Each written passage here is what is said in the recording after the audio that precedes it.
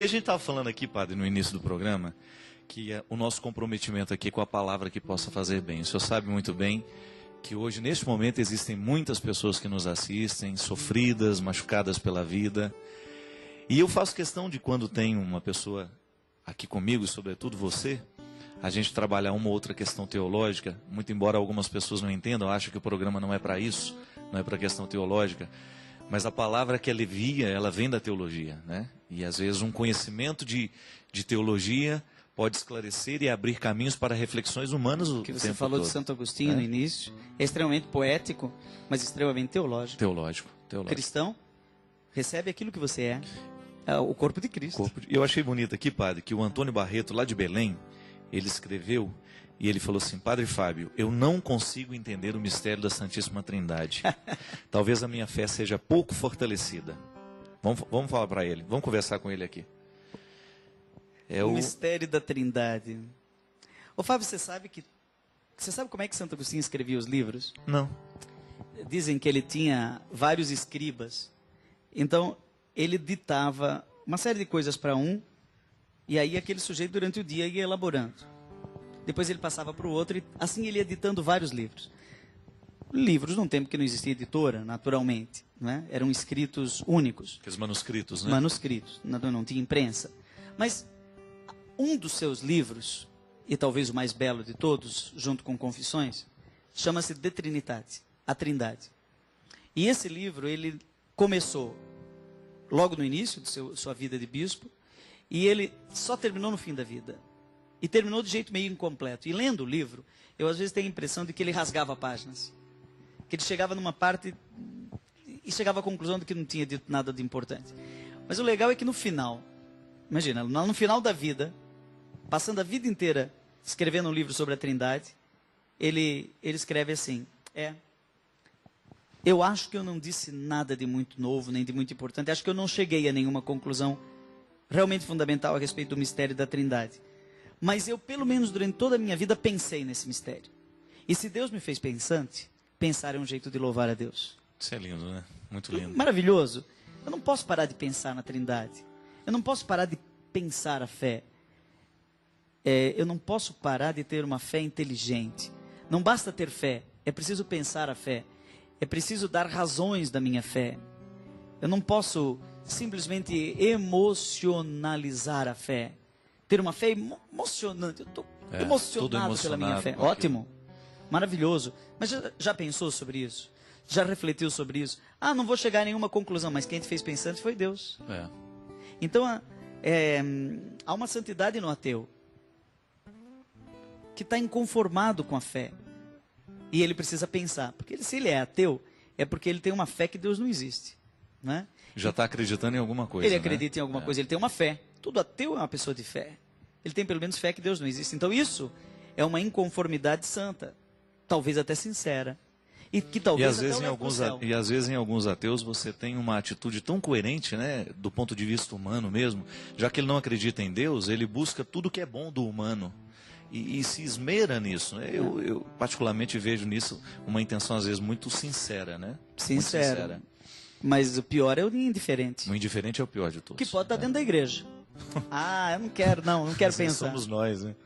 Quantas vezes eu me reconheço indiferente? Essa semana mesmo estava escrevendo sobre isso.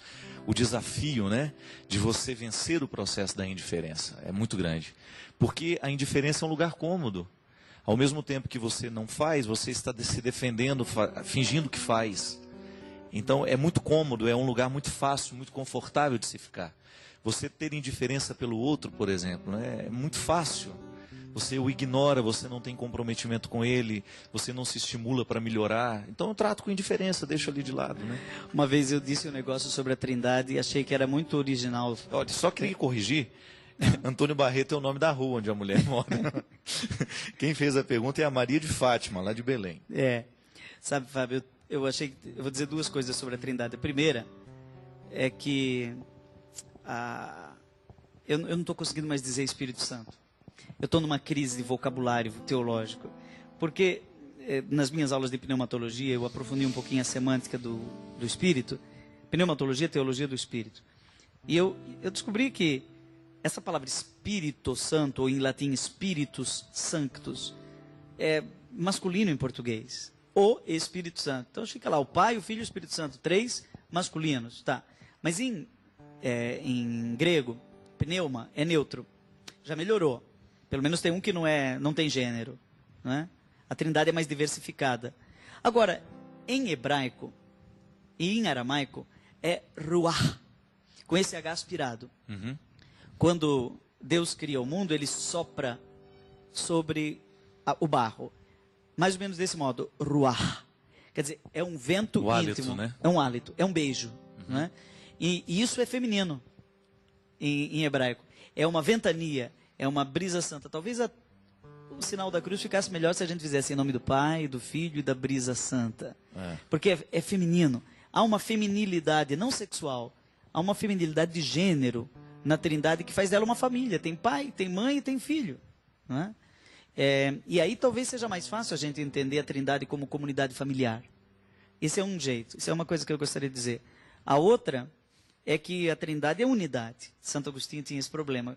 Se eu falar que a Trindade é diversidade, talvez eu chegue em 3 deuses, mas eu creio em um só Deus. Então aí, para ressaltar a unidade de Deus, ele usou a inteligência, a memória e o conhecimento. Mas eu vou num outro caminho mais fácil. Você canta, você fala, e quando você fala, a sua palavra é gravada. Por exemplo, está gravada aqui na televisão. A palavra se faz gravação, não é? A palavra que se faz carne é Jesus, é o Filho. Quem fala é o Pai. O Pai é o falante. O Filho é a palavra falada. Mas para que o Pai possa falar a palavra encarnada na história, que é o Filho, ele precisa de um vento, de um sopro, de um hálito que movimenta as cordas vocais. Isso é o Espírito. Então, cada vez que nós estamos falando, nós podemos lembrar que tem um falante, tem um falado e tem um falando. Então, o Espírito Santo é o gerúndio na Trindade. Há um particípio, né? Isso é lindo, há um sujeito, um particípio e um gerúndio. Agora, entender o Espírito Santo movimento como gerúndio, da ação, né? Exatamente. O Espírito Santo é a dinâmica de Deus. É um Deus dinâmico, não é estático. Não está no céu parado. Ele está não estando. E em não estando, ele está. Por isso está sempre vindo. Mesmo porque a dinâmica da ressurreição só pode ser compreendida assim, né? A presença eucarística, né? Os sacramentos é o movimento de um acontecimento único, né? A única redenção acontecida, a única missa celebrada, o único perdão concedido, tudo em desdobramentos e em acontecimentos que não param, que não cabem no tempo. Você mesmo, Fábio. Você não é e nem está. Você está sendo.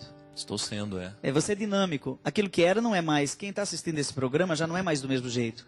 Aprendeu alguma coisa diferente. Então há uma dinâmica na vida. Sabe aquele negócio dos gregos, não é? Ninguém que entra num rio pode sair de lá.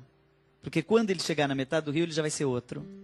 Então, nós somos dinâmicos. Se nós entendermos a dinamicidade da vida, vamos pensar, por exemplo, no batismo no Espírito, que a renovação carismática fala, de um modo tranquilo. Eu não fui batizado, eu estou batizando. Eu estou sendo batizado permanentemente. Então há uma efusão, aquilo que Jesus diz assim: aquele que crê em mim, do seu interior jorarão rios de água viva. Esse riacho é muito mais dinâmico do que uma lagoa parada. Com certeza. Não é? Então nós somos esses riachos. E é bonito você que nos acompanha aí. Quantas vezes você já escutou falar em plenitude da revelação, né? Jesus é a plenitude. Então tá bom, chegou ao final? Não.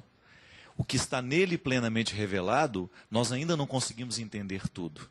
E a igreja se movimenta nisso. A sã teologia, ela é a tentativa de julgar luzes sobre o acontecimento já revelado, mas não totalmente compreendido. É o que o Sobrinho, né, chamava de maneira bonita, o dogma que liberta, né? Que não é aquela verdade fechada, que não é aquela verdade pronta, mas é uma verdade em desdobramento, em processo de ser conhecido. Isso é tão lindo, né? A Zezinha entrou na minha sala essa semana, com o livro do Papa Bento XVI, com 4 dedos dentro, todo anotado, Dio e el mondo, é o nome do livro em italiano. E ele estava encantado, dizendo: como é possível que esse homem tenha dito tudo o que eu gostaria de ter dito sobre família apenas numa frase? Começou a ler para mim. Bom, será que não estava já na Bíblia? Estava. Estava plenamente revelado. Mas só que o Papa, por meio de sua inteligência teológica, consegue nos explicitar no hoje, no aqui, no agora, de maneira dinâmica. Porque o Papa é um teólogo. Então a teologia faz bem. Muita gente diz assim: ah, padre, não vou fazer teologia porque vou perder a fé. Pelo contrário. Você Uma vai ingenuidade, né? Você Pensar vai isso, entrar né? em crise na fé pequena e vai crer mais e melhor. E essa fé pequena é bom que a gente perca mesmo, né? Eu acho que a fé, eu acredito que a fé, ela tem que ser perdida todos os dias para ser renovada. Não adianta nada a gente se trancar numa verdade que nós determinamos como certa e aos poucos a gente vai perdendo a graça com isso e a gente não evolui, a gente não lê um livro, não é, padre? Hoje é tão difícil você acha, lidar Fábio, quem está ouvindo a gente... com um cristão que não quer crescer, com um cristão É. que não quer se aprimorar. É tão triste Não, isso. e tem gente assistindo a gente que pode estar pensando... Eu estou querendo... Eu estou lembrando intuir porque o que o pessoal tá eu pensando. recebi um e-mail de um garoto muito inteligente, ele chama Jorge Formenton. E ele me escreveu, sobretudo, no dia em que você participou do programa. Porque o Jorge é um garoto que eu acompanho à distância através do e-mail, e ele está sempre me pedindo dica de leitura, ele leu alguns livros que eu sugeri, depois ele fez uma crítica, dando um feedback, né? Olha, padre, aquele livro me deixou em dúvida em muita coisa. Eu acho muito sincero o processo dele crer, né? E até falei sobre um pouco dessa perspectiva nesse livro que eu estou escrevendo com Chaleta, que é sobre medos contemporâneos. O medo de nós perdermos a segurança que a fé nos traz. É tão importante, no Jorge eu percebo essa honestidade, que eu gostaria de perceber em todo cristão. De você não ter medo de lidar com as ciências modernas, de você não ter medo de lidar com os conhecimentos contemporâneos, com as reflexões que são próprias do mundo de hoje, porque elas vêm para justamente nos ajudar a crer melhor. Exatamente. Foi o grande papel que teve a filosofia, os mestres da suspeita, no processo do iluminismo, né? Quando nós começamos o iluminismo fez isso para a fé. Quando ele lançou luz sobre a Idade Média, a gente descobriu que a gente não podia mais continuar do mesmo jeito. Alguém poderia lá, do outro lado ali da TV, né? Aí sentado nesse sofá, perguntar assim, questionar. Será que esses dois padres aí hoje não estão meio complicados? Não. Não é complicado. É complexo. Complexo. Qual é a diferença entre complicado e complexo? Esse relógio aqui, ó. Ele não é simplório. Ele é complexo. Eu não entendo tudo que tem aqui dentro, Tem um monte de informação aí que você não sabe nem mexer, né? Mas é simples. O horário está aqui. E ele me informa exatamente o que eu preciso, a hora de começar e a hora de acabar. E para ser simples, ele tem que ser complexo. O problema é que tem gente tão simplória que acaba complicando a fé. E se torna fundamentalista. Porque ele é fundamental. Ele quer colocar tudo em 3 frases. E para ser tão simplório, não é simples, ele é simplório. E aí ele acaba não sendo complexo, mas acaba complicando a fé. E aí nascem os preconceitos, quando você percebe que a religião ela é usada como uma arma de agressão. A gente já falou sobre isso daqui. É muito triste quando a gente vê dentro das nossas comunidades o mesmo espírito que prevalecia nas tribos. Uma tribo querendo derrubar a outra, uma equipe querendo destruir a outra. Maria de Fátima, uma das grandes belezas que nós podemos retirar da teologia da Trindade, de tudo isso que parece complicado, é justamente que ela nos sugere comunhão. Não existem as atribuições específicas. O Pai cria, o Filho salva, o Espírito santifica. Existe. Mas tudo isso é feito a partir de uma comunhão eterna. Né? É bonito você compreender que a Trindade, ela age em comunhão o tempo todo. E que ela nos sugere, a vida cristã, ela se espelha nessa vida trinitária.